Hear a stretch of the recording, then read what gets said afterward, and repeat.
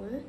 Perkenalkan, nama saya Cecilia Marise dengan NIM 231011194. Hari ini saya akan menyampaikan materi tentang pengaruh kolonialisme Portugis dan Spanyol dalam misi Katolik. Sebagaimana kita ketahui bahwa kolonialisme bukan hanya membawa pengaruh dalam bidang ekonomi dan politik, tetapi juga dalam penyebaran agama. Dalam materi ini, kita akan membahas bagaimana Portugis dan Spanyol berperan dalam menyebarkan agama Katolik di wilayah Nusantara dan juga Filipina. Pertama, kita akan membahas tentang pengaruh Portugis dalam misi Katolik. Portugis mulai melakukan ekspedisi maritim pada abad ke-15 dengan tujuan utama ekonomi dan penyebaran agama Katolik. Tahun 1511, Portugis menaklukkan Malaka, yang merupakan pusat perdagangan penting di Asia Tenggara. Dari Malaka, mereka melanjutkan ekspansi ke wilayah-wilayah lain, terutama Maluku, Timor, Flores, dan juga Solor. Terus yang kedua yaitu tentang misi Katolik yang dibawa Portugis. Portugis membawa para misionaris dari Ordo Dominikan, Fransiskan, dan juga Yesuit untuk menyebarkan agama Katolik di Nusantara. Salah satu tokoh penting adalah Santo Franciscus Xaverius, seorang misionaris Yesuit yang aktif menyebarkan Katolik di Maluku sekitar tahun 1546 sampai 1547. Setelahnya yaitu dampak penyebaran Katolik oleh Portugis. Banyak penduduk yang dibaptis menjadi Katolik, pembangunan gereja, serta penyebaran buku doa dalam bahasa lokal.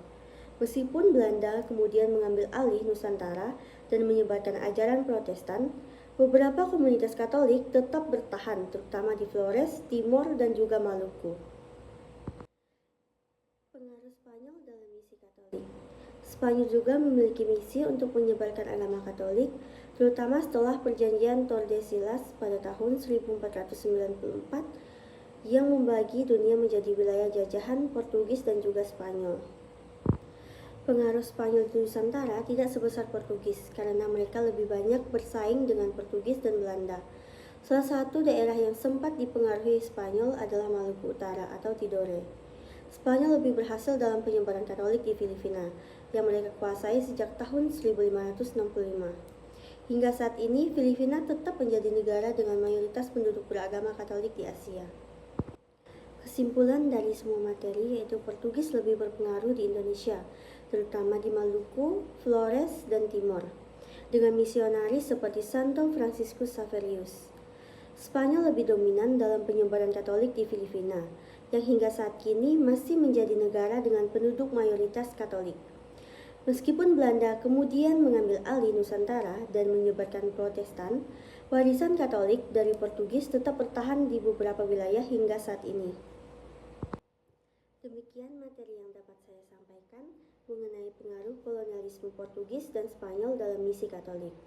Dari pembahasan ini kita bisa melihat bahwa penyebaran agama Katolik di Nusantara banyak dipengaruhi oleh kolonialisme Portugis, terutama di Maluku, Flores, dan juga Timur. Sementara itu, Spanyol lebih dominan dalam misi Katolik di Filipina. Semoga materi ini bisa menambah wawasan kita semua. Jika ada pertanyaan, silakan komen di bawah teman-teman. Terima kasih atas perhatian teman-teman. Salam sejahtera bagi kita semua. Tuhan Yesus memberkati.